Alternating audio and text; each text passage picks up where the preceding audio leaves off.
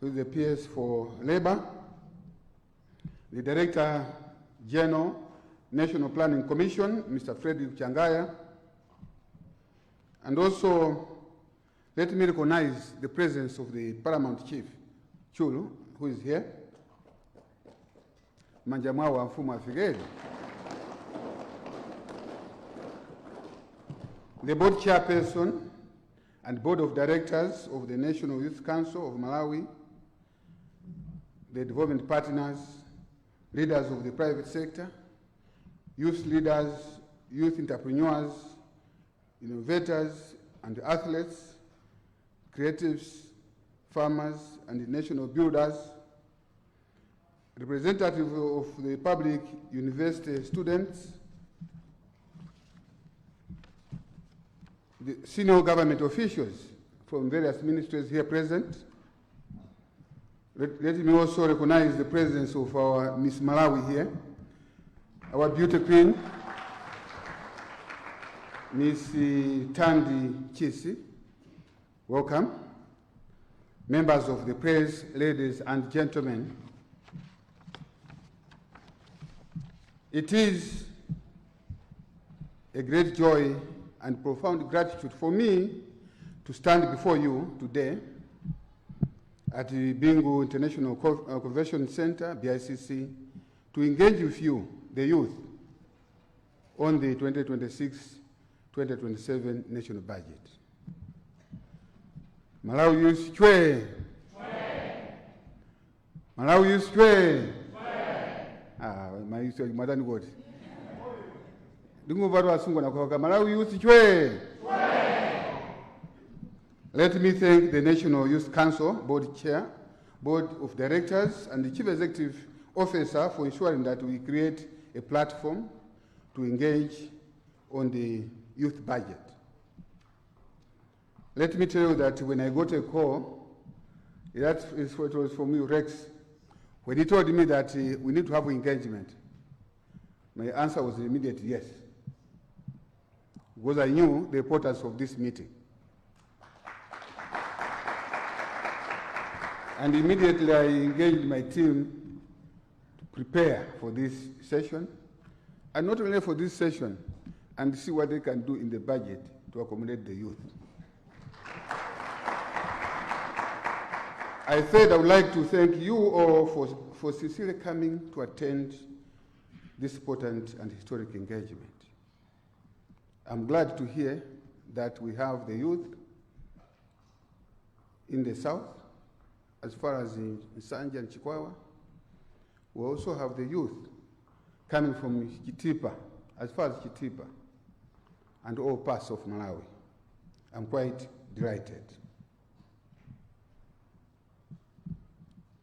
Distinguished youth and esteemed guests, the main objective of this meeting is to solicit your views and inputs from you on this very important issue, the 2026-2027 budget. As such, we will be listening more and we will do less talking. But before I proceed, I want to quote what Eleanor Roosevelt said, and I quote, "The future belongs to those who believe in the beauty of their dreams." I repeat, the future belongs to those who believe in the beauty of their dreams. And also, as Bingu said, you have to dream in colors. And if you dream in colors, the sky becomes the limit. I'm saying this knowing that over 50% of the Malawian population is a youth. And this means that contribution of the youth in the national development is paramount, is key, and the new administration led by His Excellency Professor Peter Mutharika has prioritized the youth in the national development agenda. You may recall that before we left government in 2020, the Democratic Progressive Party, led by Professor Peter Mutharika, lined up a number of youth-centered projects, such as the community technical colleges that are there across the country. And this formed a cornerstone for youth empowerment. We had the Nzuz Youth Center. We also have the Economic Empowerment Infrastructure, YEDEF. I don't know whether you remember YEDEF, Youth Enterprise Development Fund. I think we had split, I think at that time we had the MADEF. We had also split the youth as well as the women in order to create local jobs and improve the youth access to markets for the entrepreneurs. We also built, or we started building, the stadiums in most of the countries, including the one, it was for, I think it was Bullets, and also we were building the stadium for Manoma. We also building the Griffin Sayenda Indoor Netball Complex. We also had the Youth Enterprise Development Fund for higher education loans board. This was done during Professor Arthur Peter Mutharika's administration.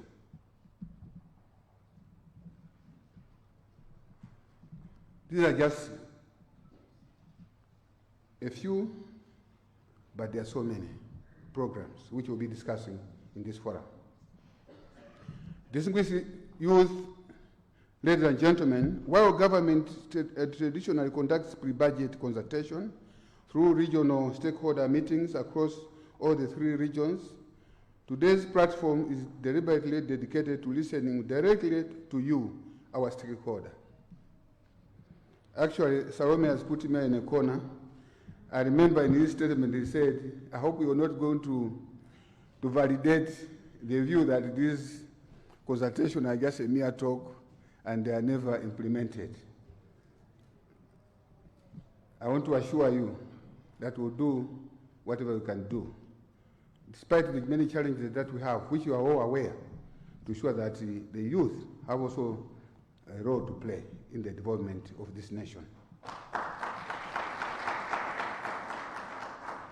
This engagement reflects the new administration's firm conviction that the youth are not just a stakeholder,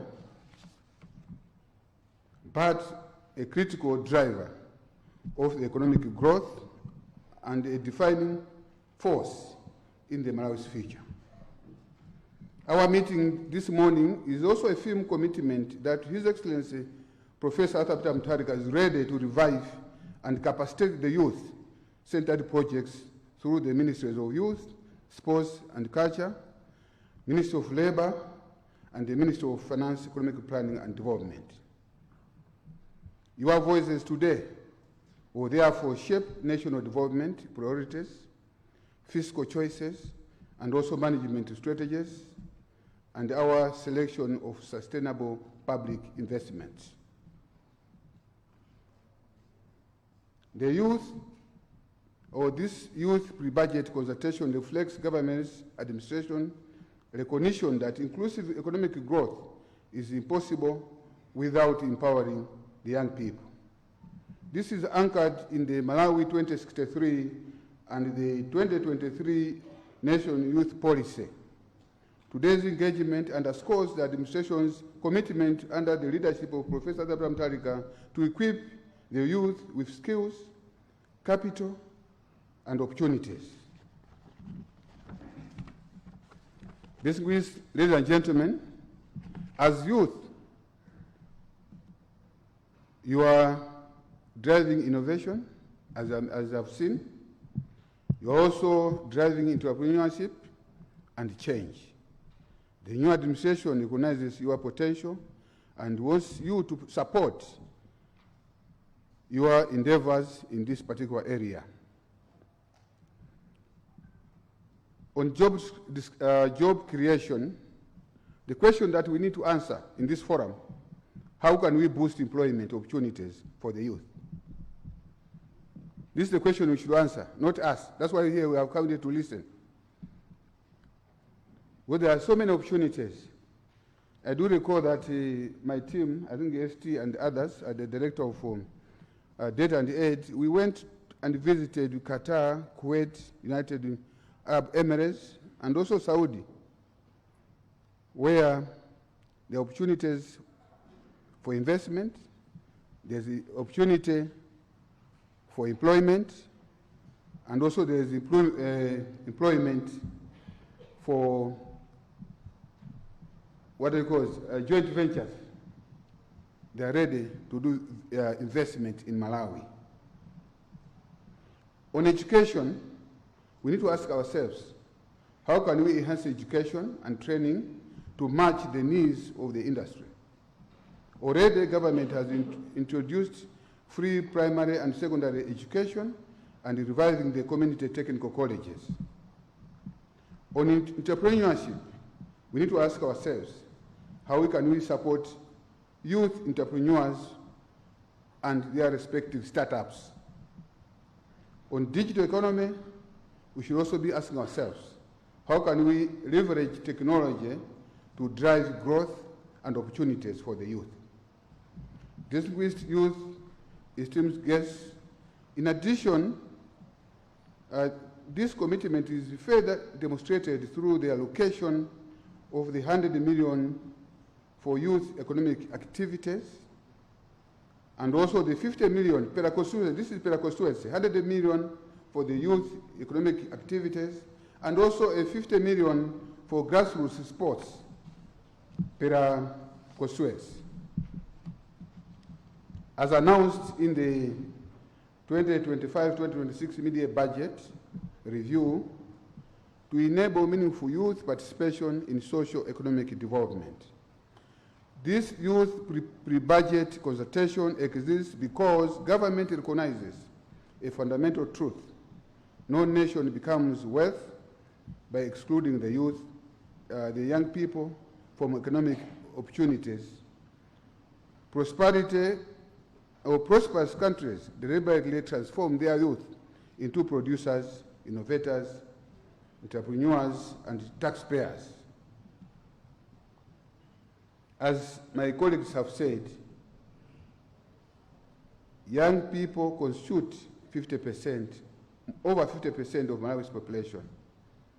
Yet youth unemployment stands at almost over 20%. Youth unemployment, over 20%, according to 2024 Malawi Labor Force Survey. We are also fully aware that unemployment exposes young people to risks such as substance abuse, poor health or mental health issues, crime, and long-term dependence. At the same time, we recognize the strength of our youth and their adaptability to technology and the spirit of innovation and willingness to take risks. These are not challenges. We take them as opportunities and assets that we can empower our creative industries and accelerate national development. Before I conclude, I thought I should also take you on the state of the economy. It's very important because you need to understand our economy. You need to understand the challenges that we have. I will say it briefly, but I'm sure more will be sharing as we proceed. First, I want to tell you that we have a huge challenge of public debt. As we speak today, our public debt is almost 22.6 trillion. 22.6 trillion as we speak today, compared to 4.1 trillion in 2020. Meaning that in 5 years, from 2020 to 2026 or 2025, public debt has multiplied by 6 times, from 4.1 to almost 22 point. So you can see the challenge. Out of that public debt, Our pressure point are what we call mandatory expenses, salaries, wages, gratuities, and interest payments. And that alone constitutes almost 90% of what we collect from Malawi Revenue Authority. So all the money that we collect, 90% go to mandatory expenses, which we cannot avoid, because we can't avoid paying people. We can't avoid paying interest. Leaving only 10% to do other things, to give it to the ministries for ORT and for day-to-day operations of our MDAs. So that's the challenge that we have. And that is happening against a background where our revenues have remained static. We are not collecting much. And that is also happening against a background where donors are withdrawing their support. I'm sure you are aware, and I know you are aware, that, for example, the US has pulled out all their, not all their, but most of their support. We had the Millennium Challenge, they have removed it. We had the Global Fund, they were supporting projects under USAID, and I know most of you were supported by projects under USAID. Those were pulled out. And now, most of the Western countries, they want to move from aid to trade. They don't give us free money. They are taxpayers' money. They want us to do more trading than aid. So that's the challenge that we have. The other challenge that we have, obviously, is foreign exchange reserves. When we left government in 2020, we had over $1 billion of foreign exchange, which we could have imported for a period of that import cover, 4 months of import cover, meaning that it was able, the forex that we had was able to cover 4 months of what this country needs in order to import. But when we found it in September, October, we had less than 2 weeks. I'm sure you know the implication of that. That's why we had challenges with the 4Fs. We didn't have forex, we could not import fertilizer, we could not import food, we can also not import, what's the other F? Fuel. And I'm sure most of you do business. You have had struggles in order to travel to Tanzania, Zambia, Mozambique, or South Africa to do business because there was no forex. And because there was no forex, that has also created a problem for the country. That's why you have seen that now the kwacha was just depreciating like that. That's why it moved. In 2020, our exchange rate against the dollar was 750. That was the needle rate, 750 to a dollar in 2020. The selling, I think the buying rate was hovering around 730, and the selling was about 780, averaging 750 per US dollar. But as you are aware, that it moved from 750 to about 1,750. That is the official rate. But the black market rate moved to about 4.5, 4.9 to a dollar. That also created a problem. Because of that gap between the official and parallel, that's why you saw that most of the forex was moving into the black market, not with the banks. The other challenge that we have, because we didn't have forex, and because the kwacha was depreciating, we have seen high interest rates.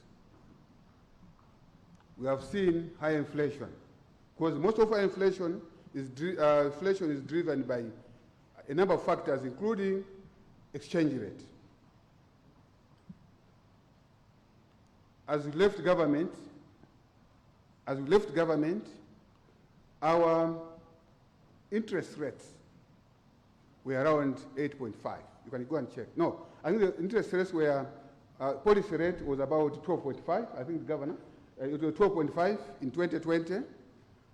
And then that was the policy rate. And the banks' lending rate were hovering around 16, 17% in the banks. And inflation was about 8%, 8.5 or thereabouts. But as we speak now, from 2020 to date, when we came in September 2025, inflation had moved from 8.5 to about 29%. And because I'm sure you're aware that when there's inflation, it is into your disposable income. It is in terms of what do you call it? The purchasing power of what you get, your income is eroded. So it has been eroded from 8.5% in 2020 to about 29% in 2029. That's why I'm sure some of you would want to go and borrow from the bank. How can you borrow from a bank? Because average lending now, average lending in the banks, I think it was about 37% today, 37%. Because normally banks charge the policy rate, which is now 26%, plus 5 or some 5, some 10. So if you are to borrow at 37%, what kind of business are you going to do to generate profit after you pay the bank? It's impossible. And if you compare with the region, in the region, actually we're looking at South Africa. People borrow from the banks at 7%, and when they deposit in their bank, they earn 4%. And the spread between the deposit and lending rate is about 3 or 4%. That is within the region, South Africa, Botswana, and others. But here, the spread is about, what, 30%? 33%. Because when you deposit your money in the bank, they will give you 4%. But when you want to borrow that money, you will pay 37%. So if you deduct that, you find that almost 33%. So that's the challenge that we have. I'm saying this because you need to know. You need to know the challenge that one government found. You need to know the situation as we speak now. But I have good news for you. I have good news for you. I'm sure, economics is not rocket science. You can see it happening. The moment Professor Arthur Peter Mutharika was declared the president of this country, we have seen all macroeconomic fundamentals changing. Am I right? Yes, we have seen it. As I said, exchange rate was about 4.9 or thereabouts, and those that follow the market found out even the black market is moving backwards. Right? It's hovering around 3.5, moving towards the official rate.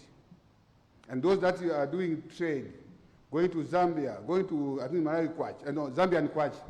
If you go to Tanzania, Tanzanian shillings, you'll see that Malawi currency is doing very well. Am I right? For those that go to South Africa, you'll see that the rand against the Malawi kwacha is appreciating. To me, that's the story I want to tell you.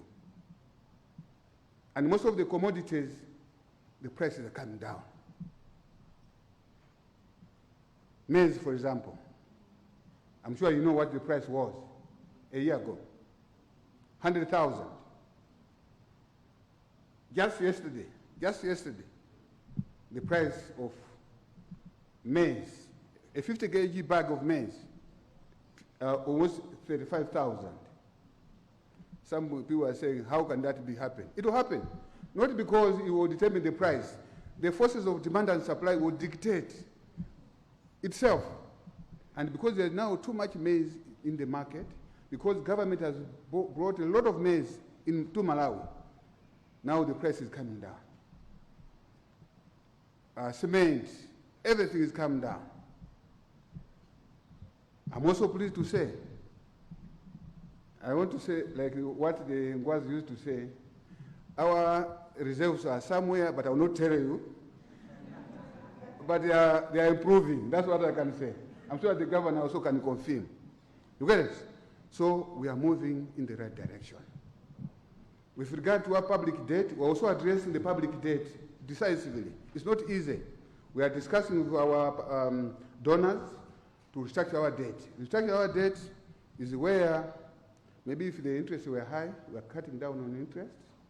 If there were some penalties, we are discussing on the penalties. We're also discussing on interest rates, because we need to cut on the interest rates that are being paid. And also we are widening the repayment period so that it reduces pressure on the budget. Okay? We had a lot of requests or cases that were in court where issues were sorted out of court, and huge amounts were being agreed to. We're also renegotiating that. We had promissory notes. Can you imagine? I'm sure those that are in the financial market, you cannot issue a foreign currency denominated note at the current exchange rate, at the current or the Malawian interest rates. You cannot have a dollar-denominated instrument at 19%. It can't happen. You get it? In international market, you either use reliable, others, because now is it SOFA or something like that? But we have that situation on the ground. So we are addressing that. We're also meeting our investors, local investors, because 65% of our public debt is local, and the 35% is foreign. Sorry, I'm saying this because I want you to know that we have a challenge. As much as our president wants to make sure that we cover you, but I also want to make sure that you are in the know. I'm saying this because it's not like everything that you ask today, it will be included. I mean, we're not going to be fair. What we are trying to do, we'll make sure that as much as possible we'll cover, and some may cover in the next budget, and in the subsequent one. I'm quite confident. And I'm sure I will be maintained as one Minister of Finance, so that in the subsequent budget, your views are also included. So I think this is what I wanted to give you, for you to understand the situation on the ground.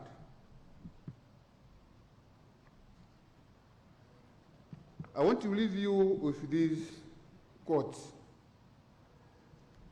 We have a quote by the former footballer and former Minister of Sports of Brazil, Pelé, once said, and I quote, "Success is no accident. It is hard work, perseverance, learning, studying, and sacrifice, and most of all, love for what you are doing." And this agrees with the Bible in Proverbs 10, chapter 10, verse 4, which says, and I quote, "Diligent hands bring wealth, lazy hands bring poverty." Can I repeat? Diligent hands or hard-working hands, they bring wealth. Lazy hands bring poverty. They always say there's no free lunch. Even though we are talking about here empowerment, if you are lazy and you think that money will just come like manna, it will not come. You have to be hardworking, look at opportunities, it will be possible. It's possible. And if some of us, you understand where we come from, very poor family, but because we are determined to do and make a difference in our families, you get it? If you can imagine how we struggled even to get fees. But because we're determined to get what we want, we've managed it. And we've made the difference not only to our family, but also to the community. The last one, a quote, is the Galatians 6, verse 9. "Let us not become weary in doing good things, for at a proper time we will reap a harvest if we do not give up." I repeat, let us not become weary in doing good things, for at a proper time we will reap a harvest if we do not give up. So you need to continue fighting. You need to continue fighting. You don't have to give up. Then all will be well, and there will be light at the end of the tunnel. With these few remarks, I don't know whether there are few, I would like to thank you very much. We'll do more listening. I'm here to listen. I have all the time for you.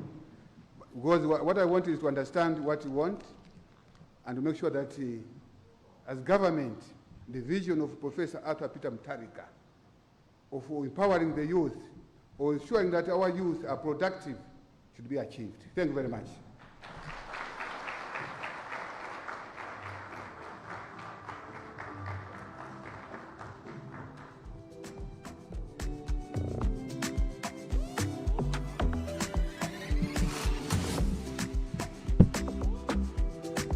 Right, another big hand for the Honorable Minister, please.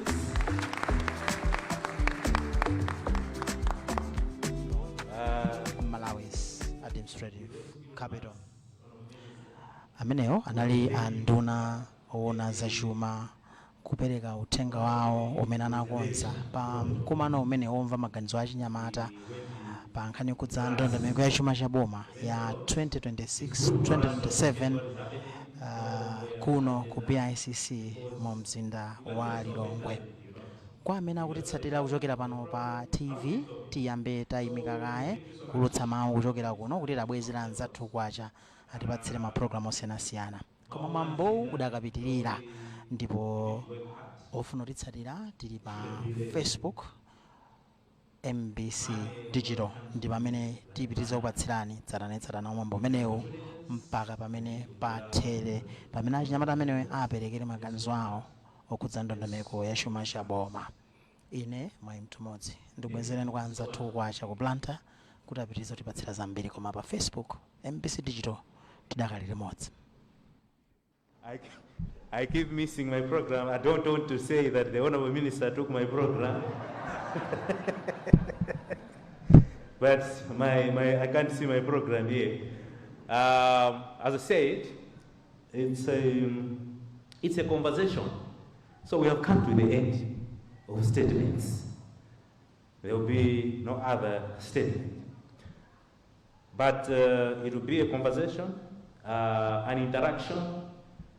I know that after the minister's statement, timafusotina timene munakuoza tapa mwamba mwina matirita mwamba uonza timafusotina. But be assured that the time will be given for you to say something.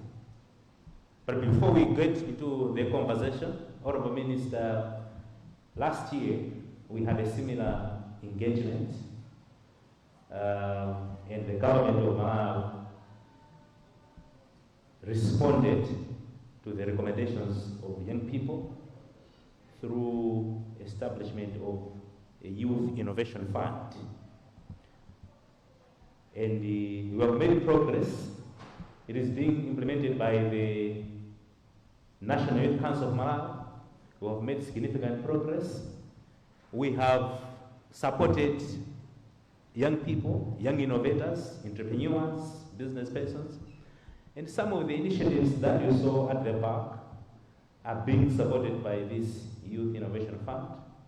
And we just wanted you to watch a documentary of some of these initiatives that we're supporting under the Youth Innovation Fund. So you can play it.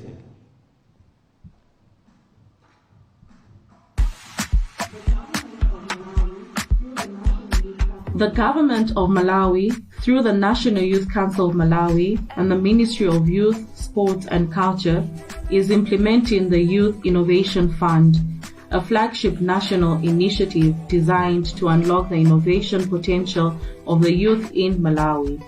The fund serves as a catalytic financing and supporting mechanism that empowers young entrepreneurs, startups, and innovators to transform their ideas into viable, scalable, and job-creating enterprises. Commenced in the 2025-2026 fiscal year, The fund received 2 billion through the national budget. To date, the fund has supported 83 youth-led enterprises across the country in agriculture, tourism, mining, and manufacturing, with financial support, mentorship, and incubation. One of the youth grantee in agriculture and manufacturing is Mwansangu Youth Organization from T.A. Malenga in Chisi.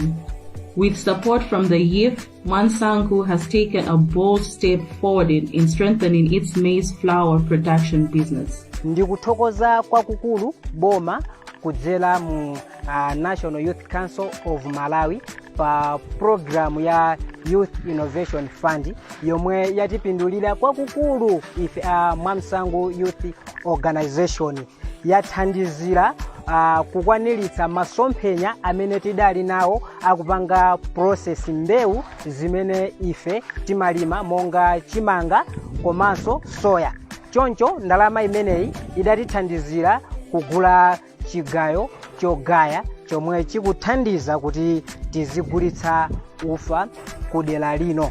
The fund has enabled the organization to acquire a maize mill machine, a critical piece of equipment that complements their existing maize processing tools.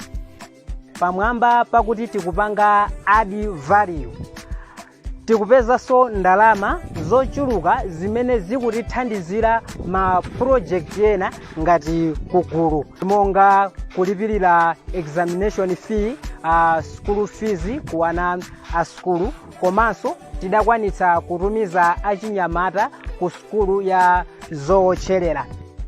Yameji sana bwele timakagala kurali monga ngati kubowe amene chidabwera chigayo cha Mwansangu Youth Organization tapeza ufulu wanena kuti timangu kwela ugaya relele apa atapotoloka. Another successful grantee is Boniface Ngomwa. With support from the Youth Innovation Fund, Mchepa Poultry is scaling its operations, increasing production capacity, and investing in technologies like glass coating to improve product durability and finish. Thanks to the Youth Innovation Fund, our team has been able to grow, and we are now experiencing growth in terms of the production our production scale. Previously, we were just operating right here around the Teba village, but we have been able to branch out. We now have a store in Area 3 where we are also selling our products. The company is targeting both households and institutions with a potential to reach over 100,000 customers. Almost each and every district in Malawi has a potential for us to set up this industry, and if we are to set it up to its full potential, it will not only generate more employment, but we will be able to substitute the import in tiles. At a time when Malawi is facing rising construction costs and the environmental toll of burnt bricks, MTech offers a bold and timely alternative, creating affordable, suitable building products while reducing plastic pollution and protecting forests. Tukupanga katundu omangira kuchokera kuzinyala za plastic, and demand ya ma products athu kumakhala yochuluka. Tifuna tizipanga ma roofing tiles, tifuna tizipanga so ma floor tiles, tifuna tizipanga so ma interlocking block amene anthu akati kumamangira usagwisa ntchito cement kuchokera kunjira zathu zogwisa ntchito zinyala za plastic. In Chesi Township, Favoa is revolutionizing access to energy through the locally developed Nkula Solar Genset innovation. Nkula Solar Genset imene magwisira ntchito mphamvu ya dzuwa, silira fuel. Solar ngati mugwisira ntchito kupanga power, chinthu ngati ichi, kumalandira moto chimene chichi, nkumakupatsani, kupanga power ma refrigerator nyumba mwanu, kuunikira, kaya ma water pump kuthililira. Ife afarmers of West Africa tinakhala ndi umwayi kuti National Youth Council through Youth Innovation Fund IF project imene inatha kutipatsa ndalama zisachepera 2 million. Ndalama zimene zozo zatitsekulira makomo ena ama innovations athu amene tikupanga okhudzana ndi Nkula Solar Genset kuti tithe kupanga power tsopano midzi muno Malawi. In Chilobwe, Blantyre, inside a small room of a modest house, shoes are being made by hand, not by a big company, not with fancy machines, but by Fortunate Peter, a 25-year-old with cold-side hands, worn toes, and a dream that refuses to die. Sabato zanga nayamba kupanga mu 2020 nthawi imeneyo timapangira machini amene ndi maroko machiniwa, so takhala tikupangira machini amenewa kwa nthawi yayitali, zimativuta kuti tipange produce sabato zochuluka, so titalandira ndalama amene tinagula machini ndipo ndi materials ena amene padakali panopa tikugwirisira ntchito. Pamene tapeza machini amenewa ndi pamene taona kuti ntchito ija ili nkati komanso tukuyesesa kuna kuti zinthu zikuoneka zakulite komanso zapamwamba. These success stories are a testament to what can be achieved when young innovators are equipped with the right resources and support. The Youth Innovation Fund is a proof that Malawi's youth are not just the leaders of tomorrow, they are the driving change of today and needs to be supported.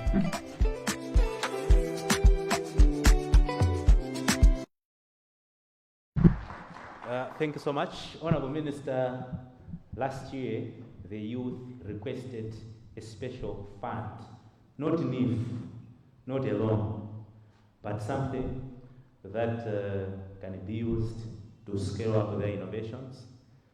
But if you look at these young innovators, they already have the ideas and the drive to do whatever they're doing. Si wokuti amava kuti balironi kena kankuyamba kuganiza kuti ndiye tipange nayo chani. These ones are already doing something, and the National Youth Council found it easy to support these innovations so that we scale them. Alembe chito anzao atukule maderao ozokuti akatukula maderao atukula zozikula manana. Komanso when we scale up their businesses, their enterprises, ndiye kudakhala bankabo anzathu wa Commissioner General MRA atsikarolera kugenda kake kumeneko. Ndizomwe tikufuna kukwaniritsa mu Youth Innovation Fund. Ndikukhulupirira kuti mwina chaka chino pabweranso zina zimene achinyamata atakuzeni kuti tichite invest. Siri kugawa ndalama mu Youth Innovation Fund, we are making an investment. Honorable Minister, before we get into the conversations, in the build-up to this meeting, we requested also young people across the country to make their contributions, and we gathered some of those contributions, knowing that not every young person will find an opportunity to come to this room. So we also want to just make a quick presentation of what we gathered from that exercise. So let me call Doreen Chidije from the National Youth Council of Malawi to make a very quick presentation before we get into the preliminary. Thank you so much, Honorable.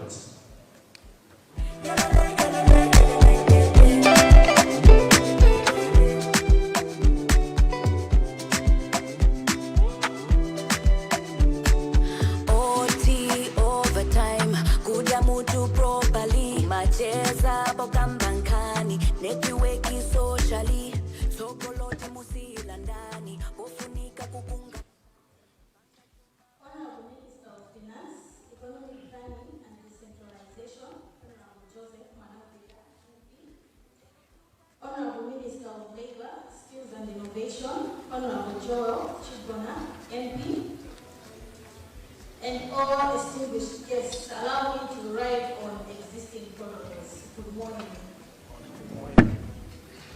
I'm here to make a very short presentation. Like Mr. Lumbe already mentioned, in readiness for this activity, we carried out a short survey just to hear what other youth have to say, considering that we can't have all the youth of Malawi in this room. So we did a survey just to help us gather more information. So I'm going to take us through a short presentation. My presentation is going to cover context of youth issues in Malawi, and then I'll share some progress that has been made so far. And then at the end of my presentation, I will then share what we managed to gather as youth voices. So allow me to begin by writing on what Salome had already said. In Malawi, youth are defined as persons are aged from the age of 10 to the age of 35. I think it is very important we should know our categories.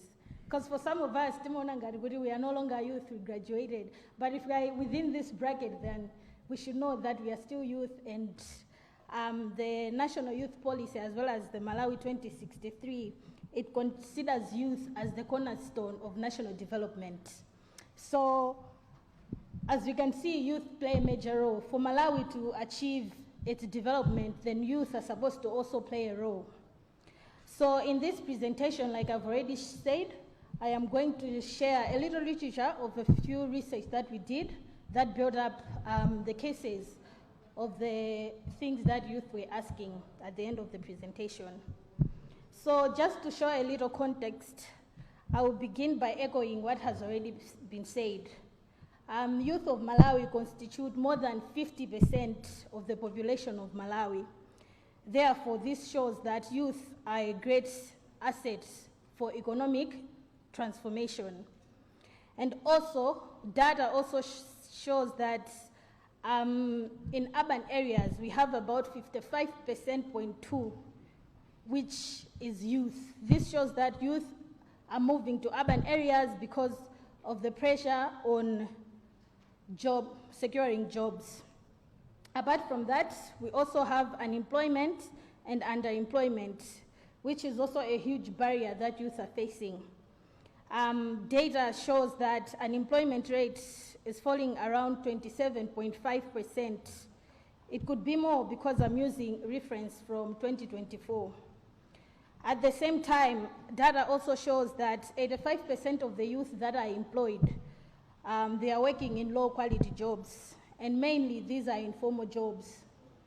Apart from that, less than 25% are underemployed. These ones are the ones that are working less than they want.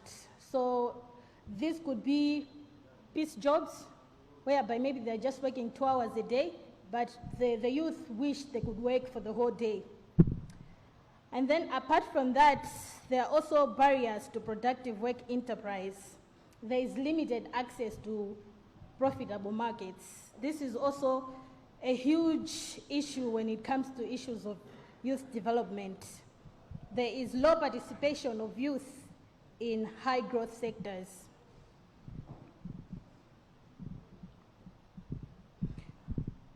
Proceeding, there's also limited access to quality education and skills. Data shows that literacy is relatively high. About 72% of young women and 70% of young men are able to read and write. But regardless, only 33% complete primary school, 24% complete lower secondary education, and then just 4% complete upper secondary. Girls are more likely to drop out of school, with 22% of girls that are dropping out due to household responsibilities, compared to 11% of boys. And then also 43% of female dropouts, they leave school due to marriage and pregnancy. And then there's also an issue of access to technical and vocational trainings. We know TVETA is doing its best, but it is still falling below demand. Like we know, we are in a dynamic world. There's a lot of things that are changing. Like right now, we are living in a world where AI is a very huge thing. But is there a technical college in Malawi that offers lessons to do with AI? Is there any? No. So that just shows the huge gap that we have. And then there's also rising of mental health challenges among youth. Mental issues are increasingly common nowadays. We keep hearing of suicide issues, youth are taking their lives. Some of the things that are contributing to this is idleness, lack of job opportunities. Some youth don't know what to do, so they end up committing suicide. And also, in Malawi, when it comes to, there's some stigma to do with society when it comes to stress, depression. So a lot of youth, when they're going through hard times, they really don't know where to take their issues to. So these are one of the underlying matters that are there on the ground. And then despite the rapid growth of the youth population and increasing complexity of youth vulnerability, public financing for youth development has remained limited, inconsistent, and generally constrained. So I'll give an example of the Ministry of Youth under the Department of Youth. So that graph over there shows the funding that has gone towards the Department of Youth. In 2021, they received funding around 120 million. In 2022, it was the same. In 2023 to 2024, it went up to 170 million. And then in 2024 to 2025, it came down to 140 million. And then it went up again to 160 million in 2025, 2026. And then it's also, the graph has also gone down. This basically shows that there's no pace that is being kept with the funding towards the Department of Youth. So it is because of this volatility that the Department of Youth is also affected. The Department of Youth has failed to institutionalize the flagship program, which is the National Youth Service, and as well as provide effective oversight and technical support to districts and development partners. The department has also been limited with its coordination role because of this unstable funding that has been given to the department. So the justification for why we're asking for more funding for the Department of Youth is issues of youth economic empowerment and productive infrastructure. Just to give an example, we can speak of the commercialization and scaling up of operations in Neno Youth Center. If the department was given enough funding, it would be able to complete some of the projects like the Neno Youth Center. And also institutionalization of the National Youth Service. And then finally, coordination and governance. As His Excellency the President already shared about the 100 million Youth Constituency Fund, for the Ministry of Youth to be able to give coordination to this, they need funding themselves. So now I'm just going to share the progress that has been made in the sector. So the first is the significant investment in the Youth Innovation Fund. Youth have so many innovations and creatives that they have going on. But the question always comes, where do they run to for capital? So we have programs like ACOM, NIF, that target youth in agriculture. But what about youth that are in digital innovations? What about youth that are in creatives? So when we issued out the call for the Youth Innovation Fund, we had more than 600 applications. But unfortunately, we're only looking for 150 applicants. So that only shows the demand that is out there for youth. Demand for startup capital, demand for grants, and demand for loans. Apart from that, there's also been some major funding towards youth and sports development. There's been the completion of National Indoor Sports Complex. There's also been reconstruction of stadiums, e.g. the Kamuzu Institute for Sports, and the construction of youth centers across regions. There's also been an expansion towards the access to higher education loans. So the Higher Education Students Loans Board has increased the number of students that are receiving loans, therefore expanding access to tertiary education. And then finally, support to economic empowerment through microfinance. NIF opened up a window where they now give out loans to youth and women. So we can see that there's some progress that has been made towards the youth sector. But then now, after sharing the progress, I would now like to transition into the youth voices. So what are youth saying? What are youth asking for? When we issued out our survey, we wanted to know, in regards to priority areas, which areas do youth want the national budget for the 2026 and 2027 year to cover? So 80% of the youth were asking for economic empowerment. And then there was science and technology, there was environment and climate change, followed by sports, creative industries and talent, there was youth health and nutrition, and there was access to education. Now I'm going to go into the strategies. So what are youth asking for under economic empowerment and job creation? So there is need for more grants. Youth are asking for more grants. They're asking for more trainings in entrepreneurship and business management. Youth are asking for startup capital. Youth are looking for affordable loans and collateral-free loans. Youth are also looking for increase in funding for the National Youth Innovation Fund. Youth want reduced registration fees as well as licensing fees and taxes.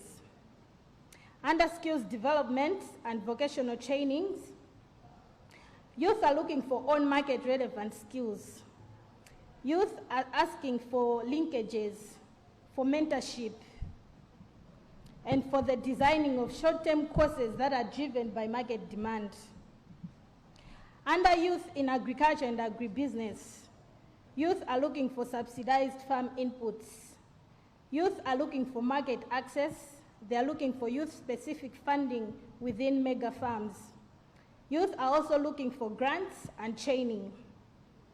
Moving on to innovation, science, and technology, youth are asking for innovation hubs and incubation centers. Youth are asking for innovation starter grants and how to access digital infrastructure and ICT skills. Under environment, climate change, and green initiatives, youth want the government to allocate funds for afforestation programs, for green youth enterprises, and climate-smart agriculture. Under youth health, mental health, and nutrition, youth are asking for an increase in budget allocation. They're looking for youth-friendly mental health services, sporting activities, and creative industries as a positive mechanism that keeps them away from stress and depression.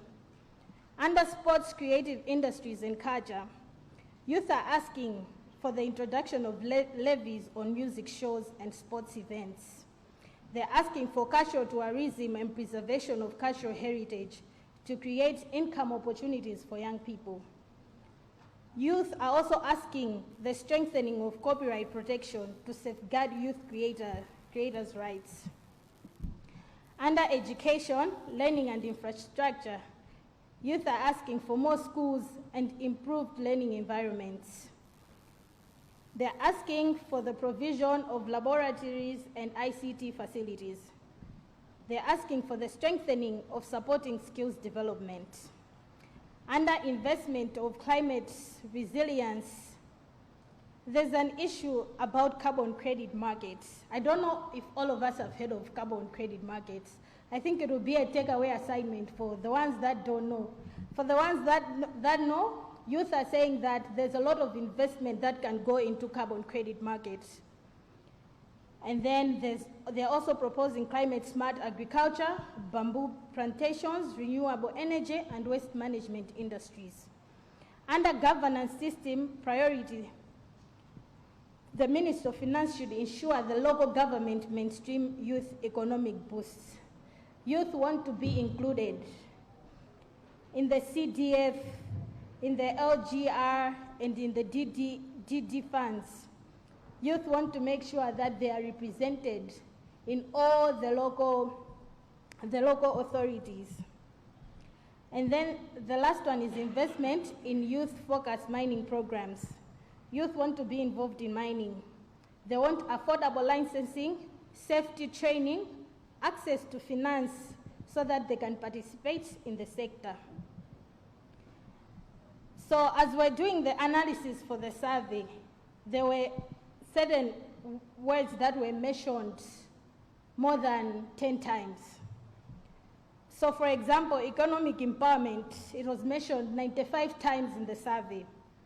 Skills development and education, it was mentioned 85 times in the survey. Agriculture and agribusiness, it was mentioned 80 times in the survey. So we can go on through all the elements and we can see the issues that youth want us to prioritize. Proceeding, we're also able to solicit at least top 10 issues that youth asked for repeatedly. So in the previous slides, I had just mentioned the things that youth had asked for, but then there were things that were being asked repeatedly. Maybe out of every five responses, these things kept showing up. So number one was an issue of jobs and economic opportunities. Repeatedly, youth are asking for decent jobs, paid internships, and apprenticeships. There was also an issue of access to affordable loans and grants. There was an ask for practical market-relevant skills and access, hands-on skills training, support for youth entrepreneurship and SMEs, and inclusion of youth in decision-making. At least one youth in all government boards. There was also support for innovation, technology, and scaling up of ideas. Youth are also asking for digital skills and online income opportunities. Youth-friendly health and mental health services. Lower barriers to doing businesses. This includes the registration fees and the taxes and so forth. And then there was agriculture as a viable business for youth. Building up on this issue of agriculture as a viable business for youth, in 2024, Mwapata and NICOM in collaboration, they did a study which reviewed a decline in youth participation in agriculture. And these are some of the challenges that need to be addressed in order to unlock youth employment in the agri-food systems. So the first challenge was an issue of limited access to land and tenure security for youth. There was also an issue of inadequate access to finance and startup capital. There was poor implementation of quotas. So the 15% quota, it should be included in the national budget. And then there was poor infrastructure and limited access to reliable markets. There was limited access to skills, knowledge, and modern technologies. And then finally, there was low attractiveness of the agri-food sector to youth. So what should this budget do, or what should this budget focus on in order to accomplish the challenges that I've mentioned earlier? So the study proposes that one, there's need for an establishment or expansion of youth-specific agriculture facilities. So this includes financial products, let's say maybe microloans, matching grants. There's also need to develop a clear mechanism to enforce youth quotas. And that is in regards to subsidies and safety nets, AIP and FISIP. And then there's also investment in infrastructure and market access by improving rural roads as well. And finally, strengthening price monitoring and reducing middleman exploitation.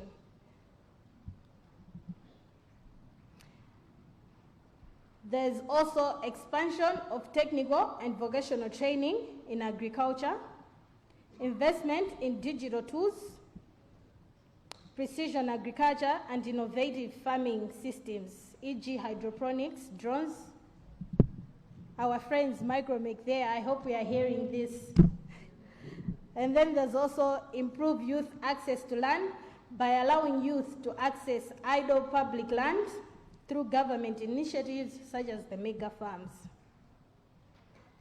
So, Honorable Minister, why investing in youth is critical for Malawi's economic growth. I'll just share four reasons why. Number one, youth productivity expands the tax base. So if youth make up more than 50% of the whole population, imagine if all of these were contributing to the tax base of the country. Obviously, would raise more funds, right? Number two, youth are Malawi's largest economic asset. Malawi has a predominantly young population. If productively engaged, youth can then drive economic expansion. Number three, youth enterprise can generate foreign exchange. I think from the beneficiaries of Youth Innovation Fund, I think we can hear that they are not only limited to the market within Malawi, they are looking at international markets as well. And if all these businesses would strive, then it means foreign exchange wouldn't even be an issue in Malawi, because we would have forex coming in from different business ventures. And then the last one, youth innovation can drive import substitution. Malawi imports a significant share of goods that can be locally produced. School shoes are many. Timagula school shoe agunja, but there's Ingwazi there who's making school shoes right here in Malawi. So if these youth are empowered, then we no longer have to buy shoes from outside of the country. This marks the end of my presentation. Thank you very much.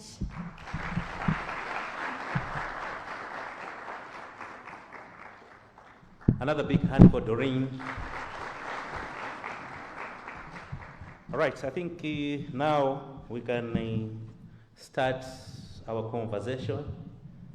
And the Honorable Minister said he has time for us today. So this is what we are going to do. I am the moderator. So I'll be choosing who is going to speak. You are going to raise your hands, and there will be people with microphones, and I will be choosing who is going to speak, and somebody will give you a microphone, and you will make your contribution. You're going to mention your name, where you're coming from.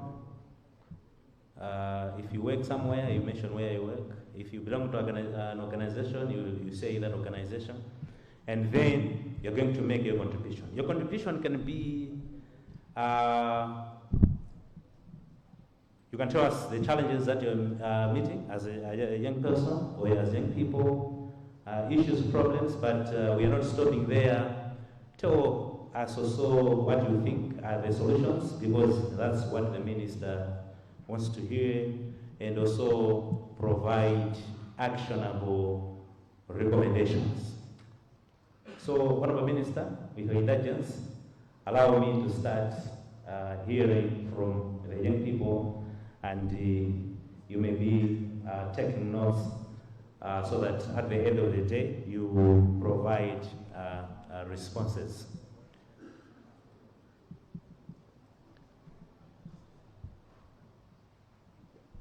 All right, so I'm starting. I can't see people with microphones. Where are you? Okay. All right, I'm starting there. Man in a suit, yeah. Thank you very much, Honorable Minister, and all programs as well. My name is Ishiji Amaka. I'm a legal practitioner, and I represent Teresa Pondo, a music artist, but I'm also head of legal and business executive affairs at Hills Capital, which is a company that manages Teresa Pondo and provides legal services for other artists like Saint, Real Estate KOK, and a few other artists. And thank you very much for this opportunity, Honorable Minister, and the guests here, and the fellow youth. And thank you so much for the several presentations that occurred. I wanted to make a comment with regards to the digital economy. From our experience, we've realized that there's a lot of untapped resource, human resource, when it comes to talent and the creative industry. But with our experience, especially from me as a business executive, we realize that there is a lot of informality with regards to this industry, especially with intentional funding. And the problems we meet with regard to ownership of our intellectual properties, mostly when we make these IPs such as music and different forms of art, and we would like to export them, we meet challenges with payment systems. For instance, if anyone else wants to distribute music, they'll have to use DistroKid or any other online platforms, because COSOMA does not have digital tracking systems. So they have to use performance regulators outside of the country. And as such, we realize that we're losing so much on raw material that can be exported on the digital economy that actually brings in Forex. So my quest was that perhaps from the National Youth Fund and perhaps in the budget, there should be a special allocation that cushions funding for wired payments, because that's what allows us as artists to own our fund, where Forex priority is given to, say, for the basic of export quality and exported music. For instance, I'll give an example. My artist is a beneficiary, a two-time beneficiary of the Copyright Fund, and the first amount we received, can you consider winding up? Yes, was for us to export her song Blessings. So if we're able to do that, a lot of young people will come. So our quest is that maybe we should have a cushion of Forex from the fund itself. Thank you very much, Honorable Minister. Okay, I know you want to provide context, background, what, but please be as quick as you can. There are so many people here who want to make contributions, so we need to save time. So be as straightforward as you can. Yes, there.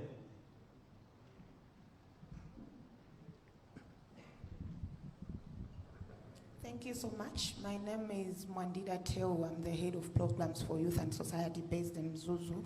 I have a few suggestions to make.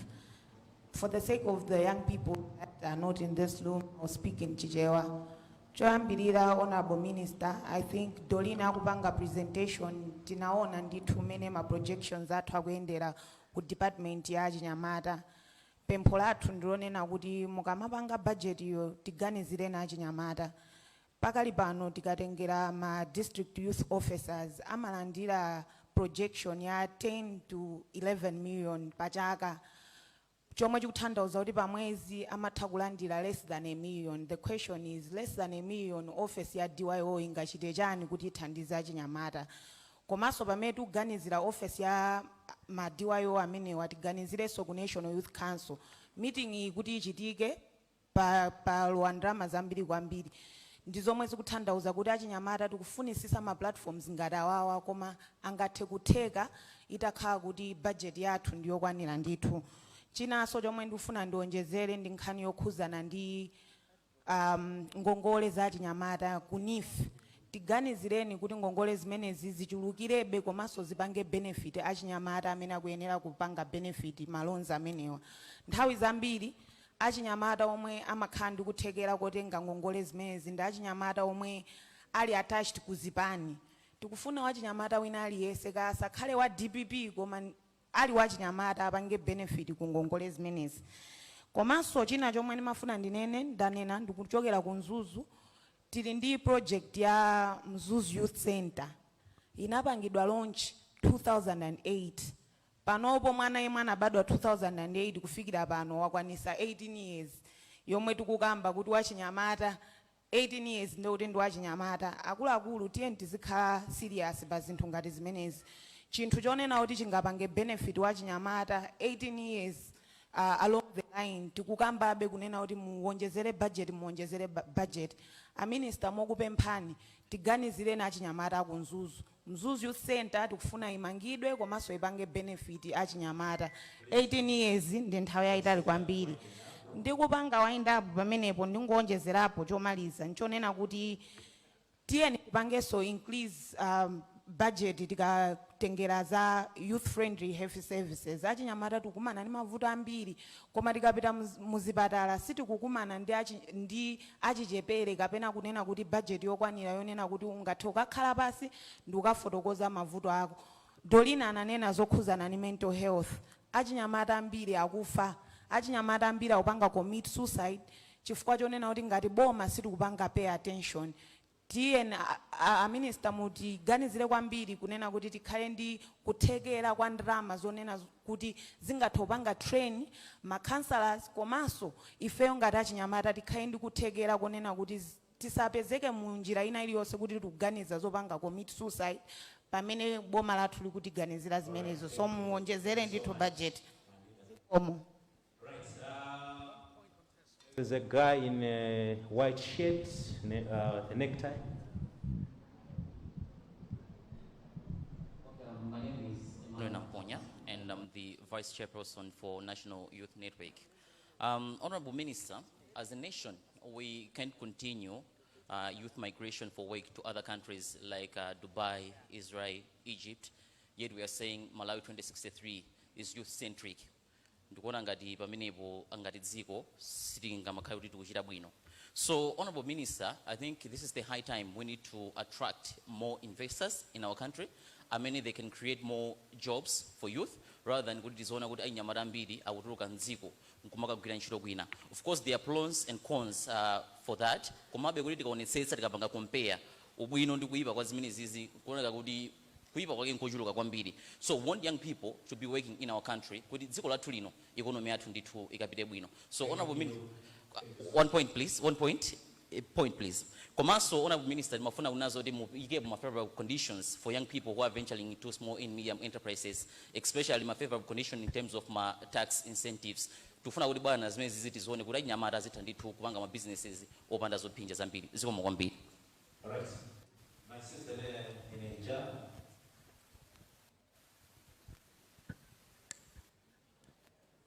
Thank you. My name is Margaret Adin from Mangochi. I'm presenting Mangochi Youth. The name again? Margaret Adin from Mangochi. Margaret Adin. Adin. Yes. Okay. First of all, let me extend my gratitude to the government for its great idea to allocate 100 million to each constituency. But as Malawi, we have youthful population. This 100 million is not enough. I'm asking for an increment. Maybe it should be 200 million. As we already know that the youth are the engine for the economic development. So, on top of that, I'm asking for the clear guidelines and enforcement that should help the youth to access the funds. Okay, thank you. The second one, I'm talking about the offices.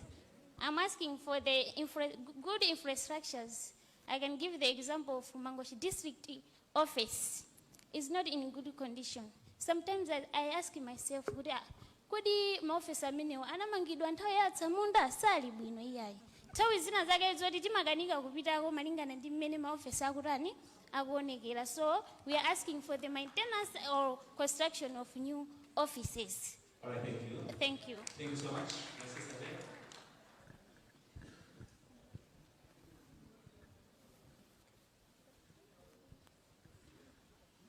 Be as straightforward as you can and be as quick as you can. Thank you very much. My name is Wendy Hadassah Jibofio-Kenzi. I'm the Head of Finance and Administration for Our Liberty. I'm a young mother and I'm also a peace builder. As we all know, last year in 2025, Malawi adopted the National Action Plan towards the youth, peace and security. What we're asking for now is for clear indications of resources for operations for this National Action Plan to take place. The policy has been set there, and we all know that when peace breaks, development breaks with it. So let us implement peace initiatives in every constituency. Thank you. Right, my brother in a white shirt there.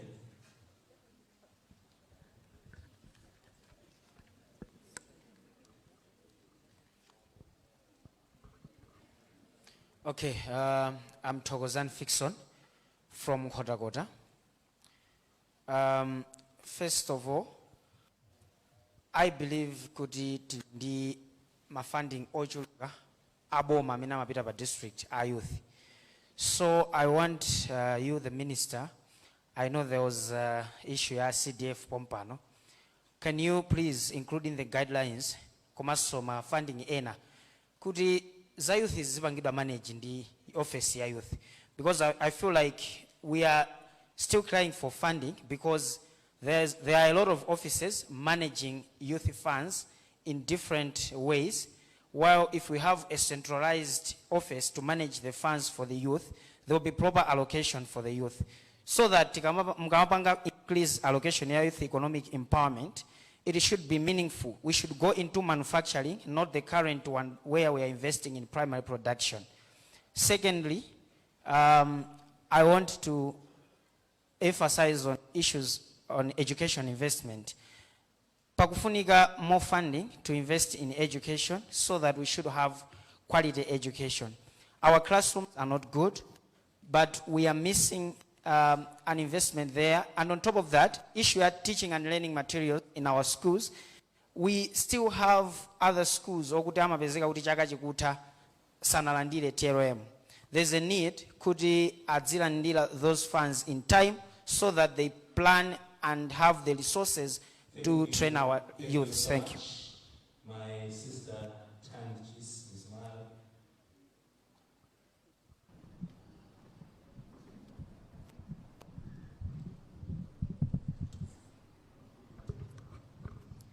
Thank you so much. My name is Tandi GC, Miss Malawi 2025, but also I'm the founder of Sustainable Fashion and Women Empowerment, which is a NIGOM affiliate.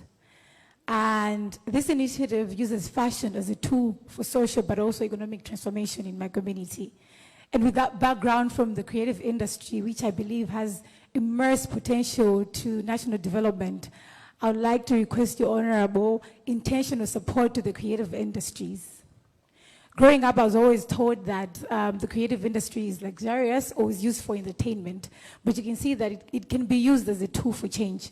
I've been able to support over 600 young people that have started the businesses and are able to earn income.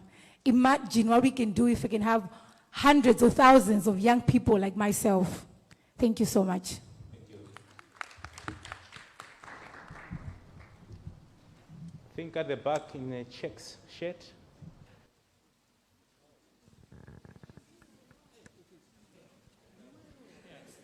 It seems to ringa limuona ineo. My youth chwe. My youth chwe. Thanks. Bodi mwalipa sampara uji taumaya nklaso jijewa. Let me do so. Choyamba ndifuna nitokize government. Omaso ntokozeso a minister. Mnazaya nkulabe na baki kuti Mr. You called him. And yes. And he referred to you. Thank you so much. Akanakhala munthu wina sakanayankha. I think khoi mene mnayankha ndi mene atipangisa kuti tikumanirero pano. My youth zionesa ngati kuti iwo akumanena kuti nthawi yatha komano ifeyo have so many issues to raise up. Koma sikamakhala kuti nthawi yatha ndiye kuti apapo situthandizidwa. Pa nkhani ya CDF comment. We know for sure kuti kuli CDF imene izitipindulira ifeyo my youth almost 5%. My point is tukufuna kuti a Minister of Youth and Sports make sure kuti pakhale policy yoti kumateteza kuti ife ndrama yo itipindulire. Komanso ndrama yo make sure kuti it should reach to all corners, vulnerable and marginalized youth. Kupeza zoti ndrama yo ikapindulira munthu oti ali ndi access kale amene akapindula ni ndrama yo ifeso situtani sitikupindula. We have our friends typically mamizimu. Make sure kuti chichichi a minister chitithandize. Ndifuna ndipangeso comment pa nkhani ya youth friendly. Nkhani ya youth friendly is a challenge kwa ma youth. Ineyo I'm Vincent Mwachanika from Lumpi as a DYN chair there. There is no youth friendly corner. For example, district hospital pa Lumpi. There is no elum yoti fe ma youth tikakuma ndi ma issues. Tipitepo tikapangekolezi ma issues atu. So that issue is very important. Komanso kusama khale ku minister imozai. Kukhale mwina ku Minister of Education kazo kuti kuli zothekera these issues should work part and parcel. Thank you. Thank you so much. Thank you so much. My brother.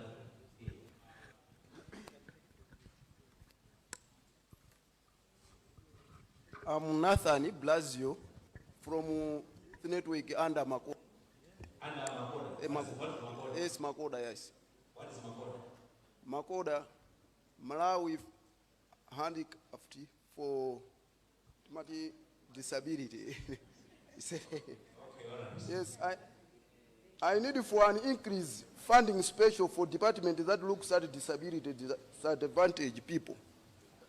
The ministry comprises of all disadvantaged people like elderly, social welfare, and disabled. That makes the works less funded for different programs. Government should help increase the funding. Chifukwa yoti ministry imodzi imapezeka kuti kuyang'ana ma department ambirimbiri zotsatira zake tikumapezeka zoti funding imene ikumapasidwa ikumakhala yochepa pomwe ntchito ndi yayikulu kwambiri. Zotsatira zake ma youth ambiri kuti mama kuti athe kupeza thandizo zikukhala zovuta. Komanso tiyerekeze ngati nifu ikumakhala ndi malamulo amene anthu ambiri timalephera kuti tithe kufikira anthu amene mwina tili ndi malumalo amene ndi a youth. Zotsatira zake zikumatelepheresa kuti moyo wathu uthe kusintha. Amene akumatenga ngongole ngati zimenezi ndi anthu amene ali ndikale ndi zinthu zoyenereza pomwe anthu amene ali ndi kusathekera kukhala kovuta kuti apeze ngongole ngati ziti zimenezi. Chabwino zokwambiri. Zokwambiri. There.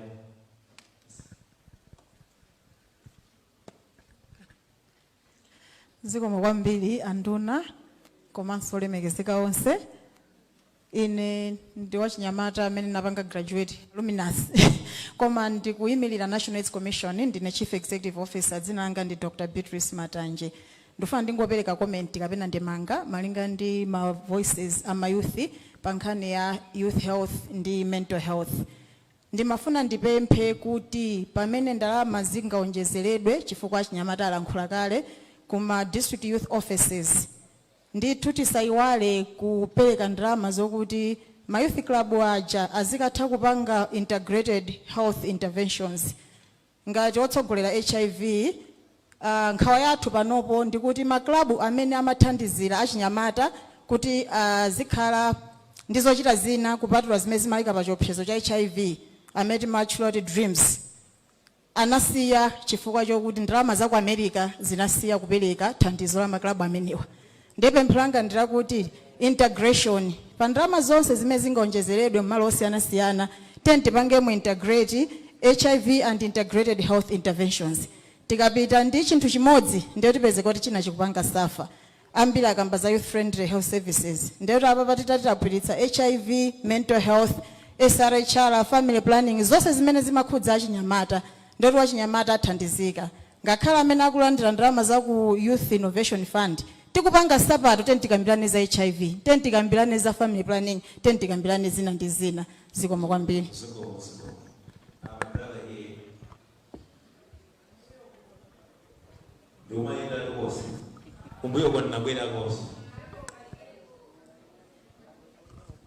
Thank you so much, Moderator and the Honorable Minister, for the opportunity. And thank you, National Council, for the summary of critical issues that we raised.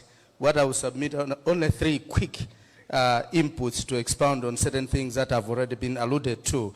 My name is Lake Mbewe, and I'm from Center for Youth Empowerment and Civic Education, on improving youth participation in economic activities. Honorable Minister, I would like to request that as you look into NIF programs, perhaps young people in hard to reach areas have never been benefited from this program.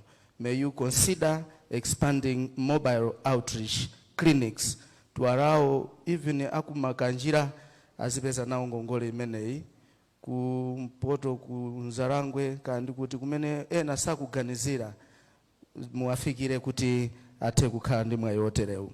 Ndithokoze pali anzathu aku MRA tathokoza kubwera kwanu achinyamata amene mwaona ika pavilion awo uko zida zina zimene amagula zothandiza ntchito yawo kuti iyende bwino zimachokera kunja akafika nazo mzipata zolowera muno misonkho ikulu koma wachinyamata kuti akuvutika kuti apeze kapitolo yoyambira business ngati imeneyo muwakomere mtima achinyamata kuti kansonkho koyika pamwamba kaja olokata chokeratu kuti zipangizo zimene zichokera kunja zingolowa duty free ndicholinga choti apereke mwayi wofikirika kuti ma innovations amenewo ayende bwino mwathyathyatya. Pomaliza ndimafuna ndipemphe kuti akambako nkhani zokhuzana ndi kuchita invest in research ndiyofunikira kwambiri ndimene machita drive kuti mapolisi atikwanena aja mapologalamu tikwanenawa azikhala othekera. Takhala nthawi yayitali imene andale akhala akukamba zinthu zomwe zili mmutu mwawo osati zochokera mukafukufuku okhazikika. May you invest in evidence-based research to inform programming. Thank you so much. Yes, here my brother, just behind.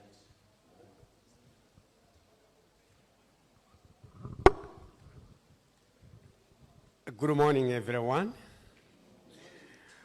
Choyamba ndithokoze anduna zonse ziwiri zimene mwabwera.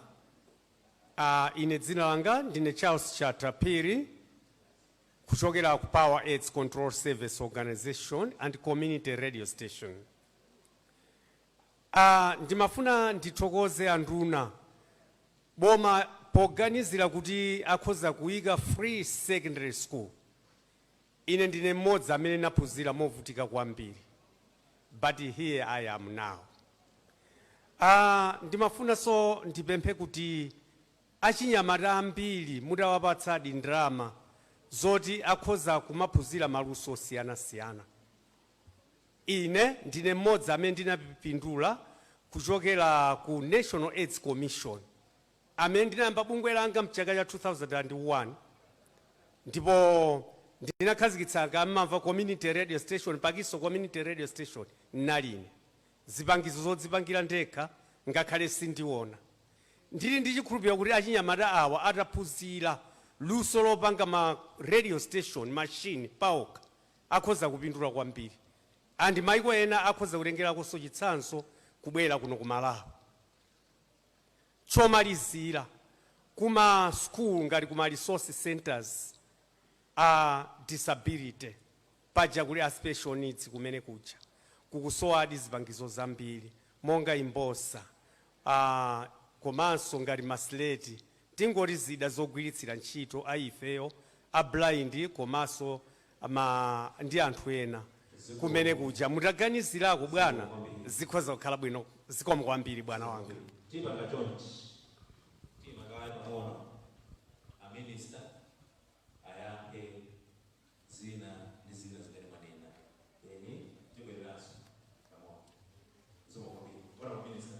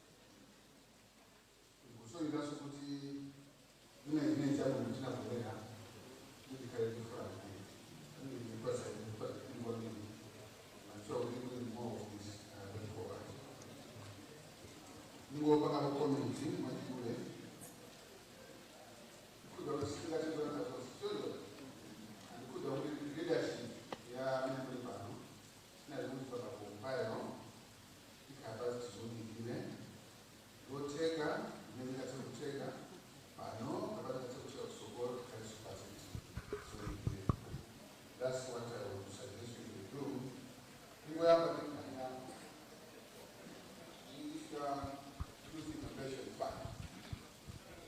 Panova, I think the budget tonight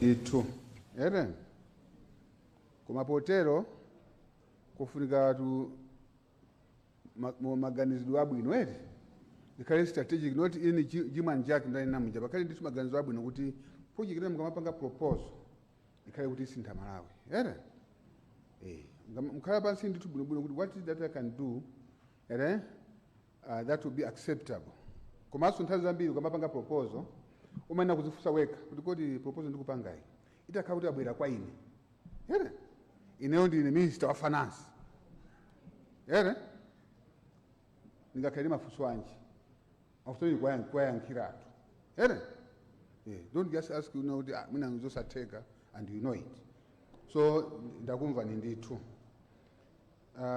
pali magazi metamva amakampani angapo komanso let me comment on the survey and that has been made. I think I want to thank the survey that was done. I think very comprehensive. We have taken note of that. I think it agrees with our statistics as well.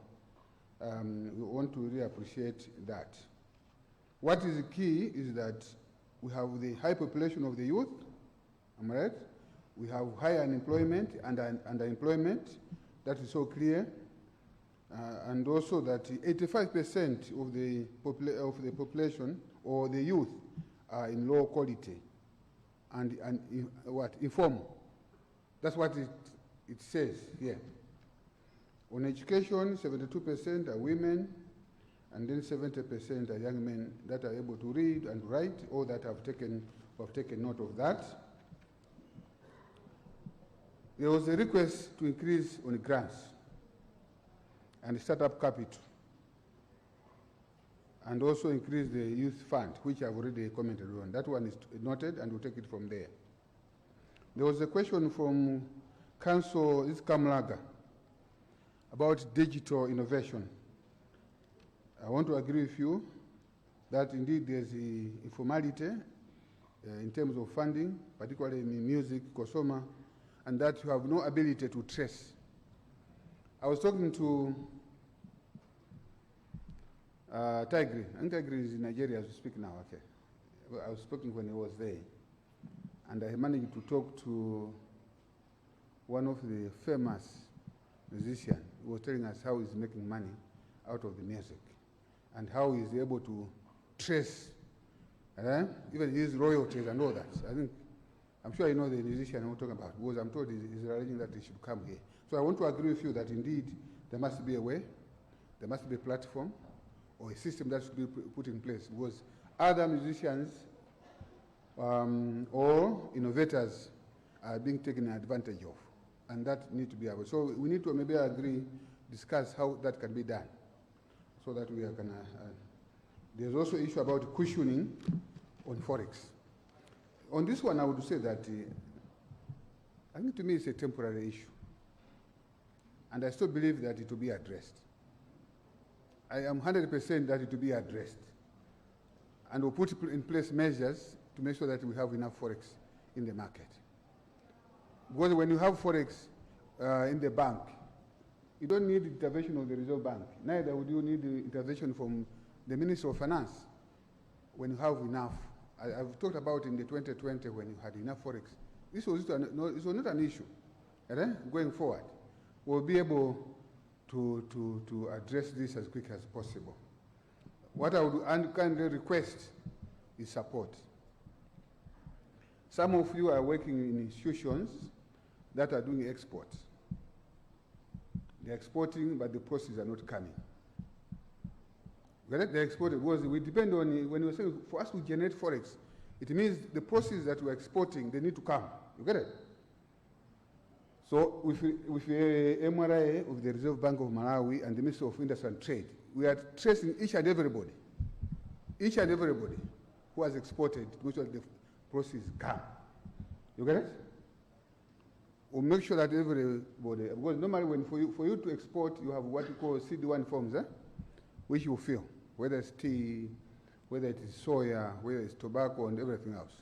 Those that are holding forex outside, they will need to bring back that forex, because there's a law. It's a law that after 90 days, those proceeds should come. So that we'll deal with.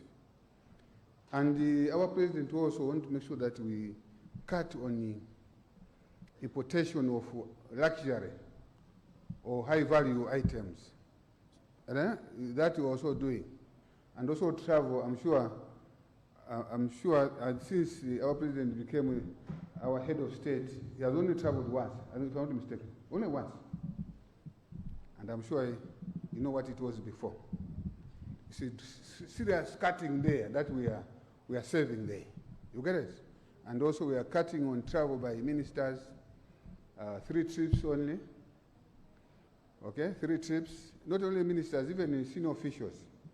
We have also noted that people want to cut corners. Marumo Peter trip ya 1 week, afuna ekali ya 1 month, ya Italy, imozi, yere? Kuti atatu wajakale, atare. So that also we have taken note of. So the point I'm trying to say is that it's possible and it will be done to make sure that we have enough forex. So this issue to me, I take it as temporary. You get it? Yeah. Because one of the issues that kills the forex market is speculation. People think that what you will devalue, or not devalue.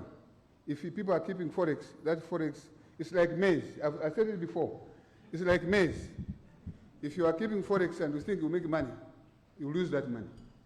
You get it? You lose that money. I'm serious. I'm saying this because we are looking for forex. A lot of forex are coming. We are meeting donors. We have traveled. The goodwill is there. And people want to support Malawi. I'll be announcing, I think, some of the measures that were undertaken. So I wanted to say, issue of forex, be assured that our president is quite serious. Because in a country, if you can't have forex, then you can't do business. You can't do business. You have to make sure that you have forex. So make sure we'll do whatever you can do to make sure that. The other issue that has been mentioned is about Ngongoli, that Nyamata Kunifi, no politicization. I heard it from, I think, the lady from Mzuzu. There's issue about the youth center. I want to assure you that that is a DPP project. And it will be finished. And it will be in the budget. I can confirm that. It will be in the budget. Because we want it completed. You got it? You talked about the youth services in hospitals that has been taken care of. Now we had the Mponya, Mr. Mponya, who is saying no to diaspora or people working outside. That's the question that I will ask you, the youth. There are some, as we speak now, they need to be employed today. You get it? They have the requisite qualification, but they can't find a job. When we went to Qatar, we would be surprised, we found people working there even for developed countries. Right? Some in Africa, some in Asia, India, for example. Right? Some even from China. And I'm sure you know the per capita income of China, right? Compared to Malawi. So I thought it is a matter of choice. You get it? To the employee, whether it makes sense for you to go and work there, or if you think that it is appropriate to work here. Because there are also countries that have done well by getting what we call diaspora funds. You get it? I hear like Nigeria, its capital, or most of this forex is generated from people that are outside the country. So I don't think we can put a policy to say no, people cannot have.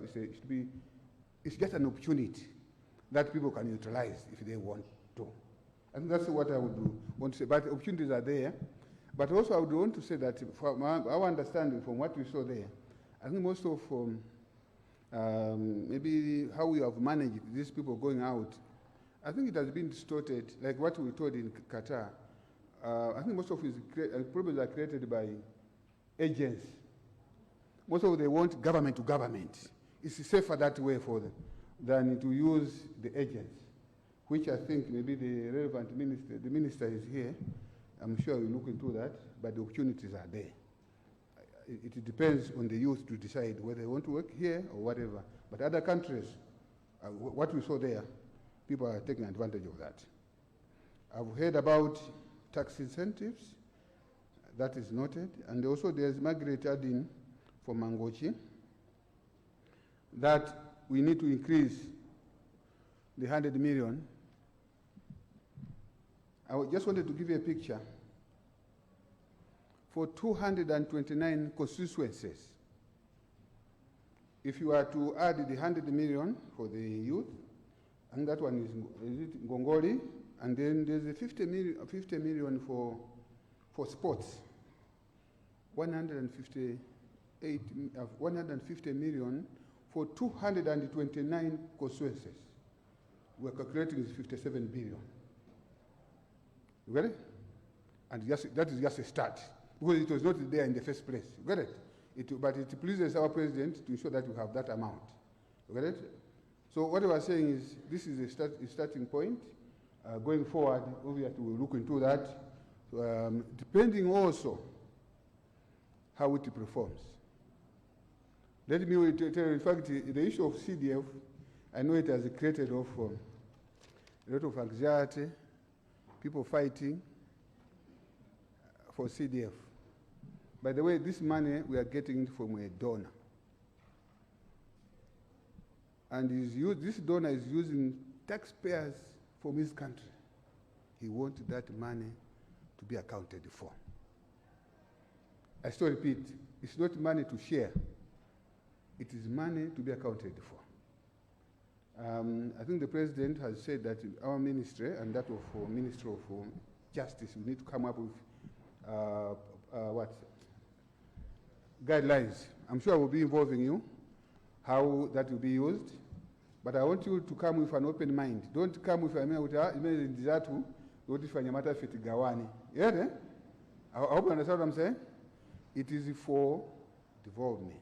And how to work without preempting the guidelines. This 100 million, it will start at a village development committee, konkuja, kukoswese kuja, and my area development committee, you will decide what is it that you want to do in Wakoswese. You get it? Like in my constituency, the people in the Tie Kadewere, they sit down as ADC. How do you use, what is that they need in that constituency? You get it? The youth in that constituency will decide. So that one addresses the question that was said. I think we were lucky, I think you did ask, could that figure and Habutari? Constituency any was whether the Kuntarire, whether it's Kulikoma, Kunsanje, Kuneno, they'll be discussing what they want in their constituencies. So they'll be catered for. They'll be catered for. So I want to agree to some extent that yes, we need to ensure that these resources are available and are utilized. But what I want to say, they want accountability. And they'll be performance-based. You get it? If you get 100 now, you utilize it. For you to get the next 100, you have to perform on the previous. I think that's fair. Am I right? You cannot, because you want to be because you deserve it, you misuse the 100 and then the other 100 will come. It won't happen. You get it? That's what our president wants. To the president, it doesn't matter it doesn't matter who is powerful or not, but as long as this money goes to the people that need it most, and that it is changing the lives of the people, that's what he wants. You get it? So please, when you are fighting for this money, at the end of the day, we should not lose this money. Yeah? Because we are fighting. Because the donors normally call us because they listen to what we discuss. At times they laugh, why are you fighting this money? You get it? Yeah. Why are you fighting for this money? So I thought I should put that caution going forward. I think there's the Mr. Chipothia National Action Plan. I think you need the resources, if I'm not mistaken, to operationalize the policy. Am I right? There was also Tokozani from Kota, where you are saying the CDF should be handled by the youth. And then education, there will be more funding. I think that I agree. But in terms of how to be handled, because when that money comes at obviously there will be a number of departments that will be involved. Am I right? There will be the accounts department that will be involved. Am I right? There will be public works that will do the evaluation of the projects themselves. So it can't necessarily be the youth should handle it, because there are also certain structures in the council that should be involved. You can't avoid the accounts department. Am I right? You can't avoid the public works. Right? You can't avoid the procurement department. Am I right? Well, the one that's going to do the procurement. So all those structures will be involved, but the resources will be specifically used for the youth. There was Tandy Chisi. I think that was just a comment. They need to support the creative industry. I think perhaps on this one we need to have an engagement. As I've said, I had a discussion with, I think with ST, with a number of stakeholders in the industry. We need to understand it because it's an area that we're not quite familiar with and how we can make money. But from the presentation of us, there's great opportunity to make money. You get it? And I'm going to mafiri wamete maoni yaku Nigeria, janza topanga tu ndrama menshi. I don't know whether you know it. For the mango sangara kunoko, but people are making money. You get it? When you use YouTube, somebody's making money out there. You know it? But we are failing to use that. So it looks like there's a great opportunity for the country and also for the people themselves, the creative individuals, to make money out of that. There was also, I think, Lucky, about the CDF, make sure that it reaches the corner, that is taken off, taken note of that. Then Makoda, you said provide more resources to do the show welfare for the blind. I totally agree with you. But perhaps what we need to have an engagement with you is which equipment that you need, right? Where maybe if some tax waivers to be considered for the blind, okay? For the, what do you call them? I think the albinos and all that. There are certain things that you need specifically, and maybe if it's to do with taxes or whatever, I think duty and all that, I think you need to sit down and we can isolate those things that you need. Or Madam Abreu, the manager, you should talk to us so that we should see how we can help you there. National Youth Commission. I think, Madam, there, I listened to you as well. You talked about the need to make sure that you have enough resources for health and mental health. I want to, maybe I want to, I don't know whether I should announce or maybe I don't know what I should say, but we are glad that the American government is back. They have come what we call America First Global Fund. There's close to almost 900 million US dollars for a period of 5 years, specifically for that purpose. So I think the resources will be available, but we will discuss that at a later stage. There's the issue about taxes, and like we mentioned about that, and also innovation, research, investment in research. I agree with you, that needs to be done. And there was Charles Peary, radio station. I think I would like to congratulate for the innovation that we are able to have a radio station which some are able to see but they can't.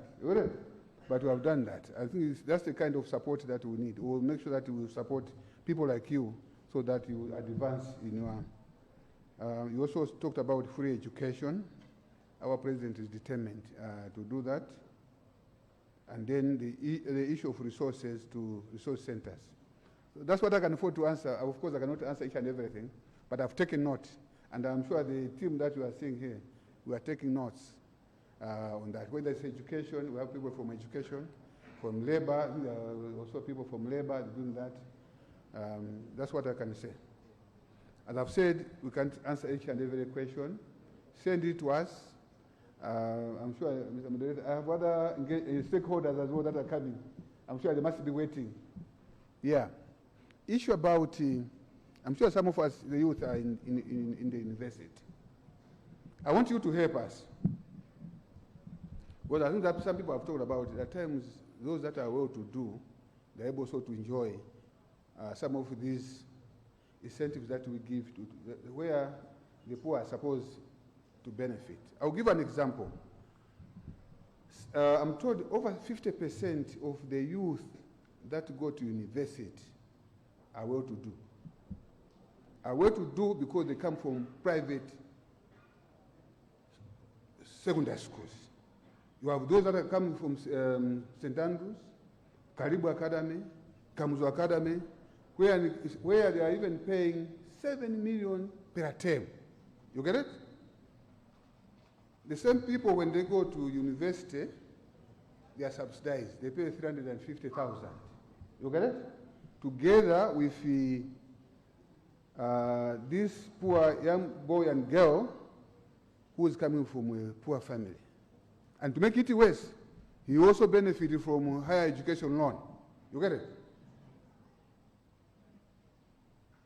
I want you to help us to isolate those people. You get it? Because they are already able to afford. So that we should give more resources for those that cannot afford. I don't think, is that the right thing to do? Is that the right thing to do? Oh yes, why not? We have kids or young men and women, the daughters of the people that you see in the front. Do you think that they should be subsidized? They are children. They shouldn't be. They shouldn't be. They need to pay a full amount. You get it? But more resources should go that. The same applies to hospitals. I think you're better about how. There are people here that are on Mazin.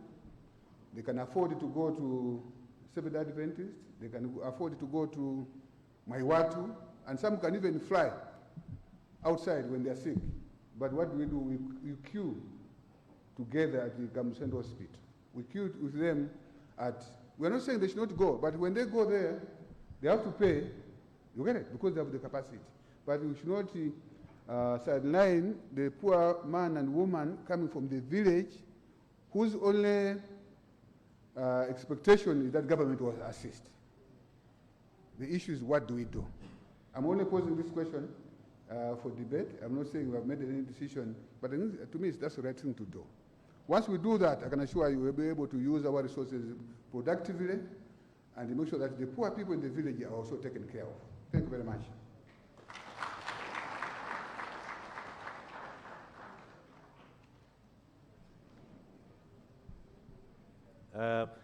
Thank you so much, Honorable Minister, for responding to the questions, but also commenting on the solutions and recommendations that have been put forward.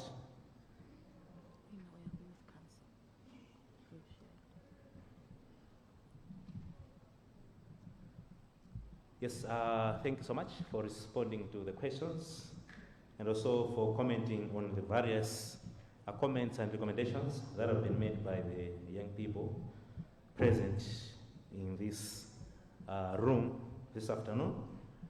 I've been guided that we would no longer take more questions. Apologies for that, but we'll provide. We started this process 2 weeks ago. We've been compiling your questions, the recommendations. Some of them are the ones that were presented there, and we'll continue doing that. You can send your comments, recommendations, questions to info@nycon.mw. Those questions, comments, and recommendations will find us and will compile, and they've been asked to submit those compilations to the Ministry of Finance, Economic Planning, and Decentralization for consideration. So, Honorable Minister of Finance and Economic Affairs, I'll ask you again to come and make your closing remarks. Thank you so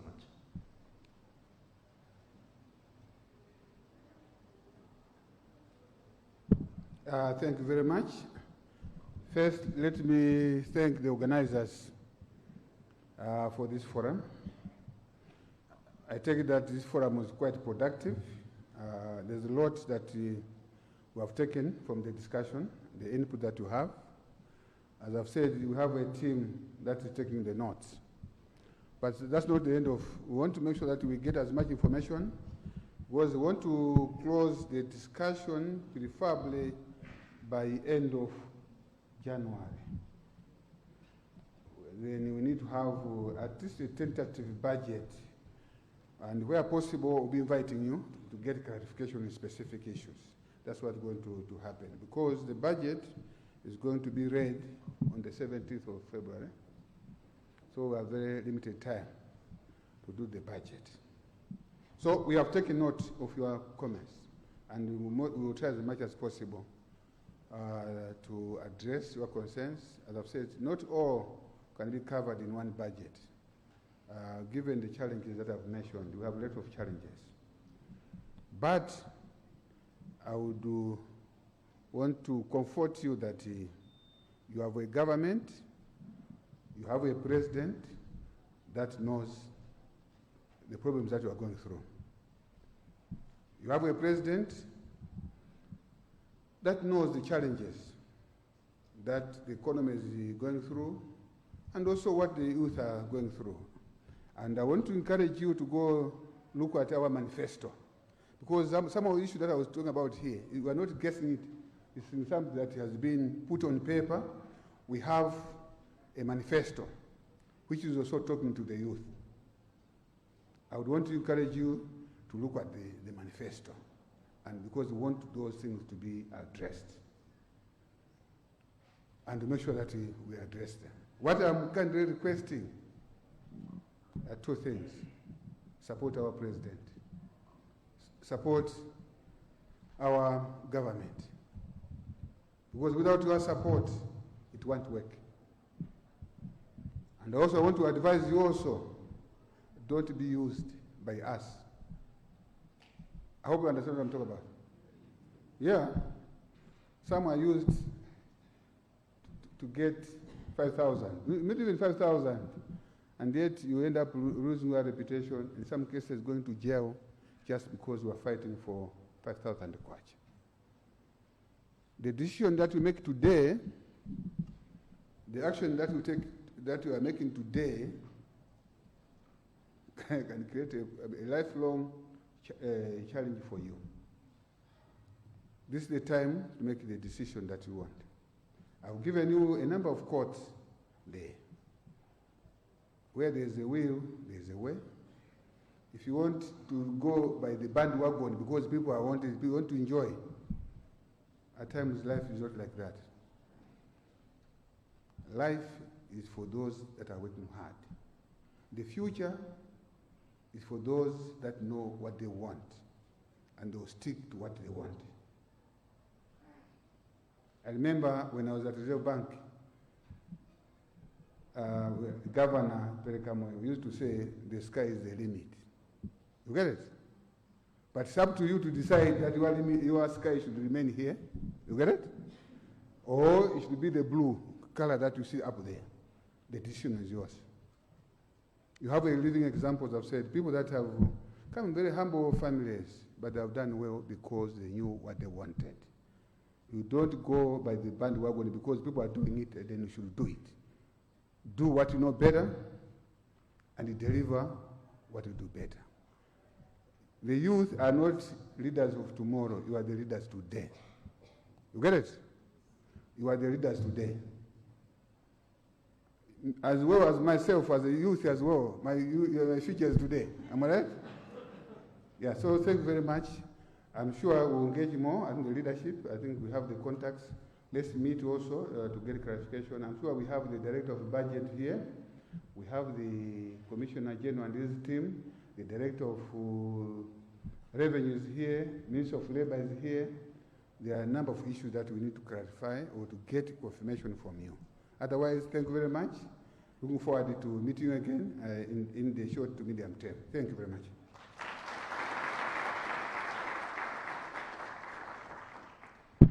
Another big hand for the Honorable Minister, please.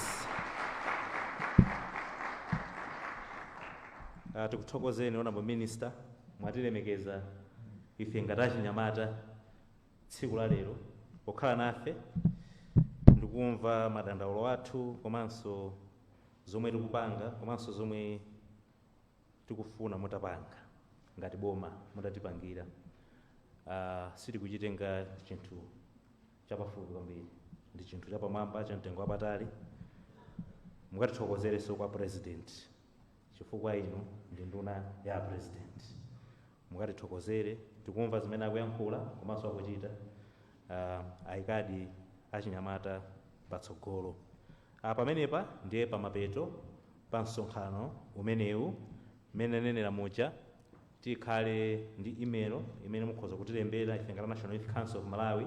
Ife tingochita facilitate ife ndi anyamata pamenepa pakhalenso pamapeto pa zokambirana zomva maganizo achinyamata pa ndondomeko ya chuma cha boma ya chaka cha 2026 mpaka 2027 imene ikhale kuperekedwa ku nyumba ya malamulo ikatsekulidwa posachedwa pompa, zomwe zimachitikira mu mzinda wa Lilongwe ku BICC, imene zimatsogozedwa ndi nduna iyoona zachuma Joseph Mwanamveka.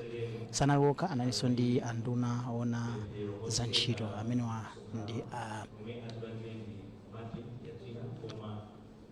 Joel Chigona MP. Tithokoze nonse amene matitsatira kudzera pa makina internet pa Facebook pano MBC Digital. Komano tinayamba ndithu ndi MBC TV. Kumene tikumaliza ndi Facebook channel chathu MBC Digital. Ine Mai Mtumodzi ndithokoze kuti tinali limodzi kutsatira zimene zitamva ndithu maganizo osiyanasiyana malo mwa anzathu onse amene anali kuno. Ndingonena kuti zikomo kwambiri, pitirizani kutsatira mapulogalamu athu ndi zambiri zimene apatsirani pano pa MBC Digital.